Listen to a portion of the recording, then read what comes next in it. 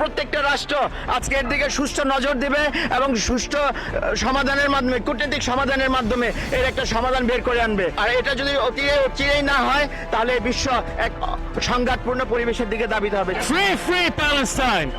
Palestine will be free. I still condemn what's going on. এই গণহত্যা বন্ধে কার্যকর পদক্ষেপ নিতে হবে। আমি প্যালেস্টাইনের জন্য প্রোটেস্ট করব। Palestine will be free. From Taliban to the sea. Palestine will be free. From Taliban to the sea. Palestine will be free. 1, 2, 3, 4. Genocide no more.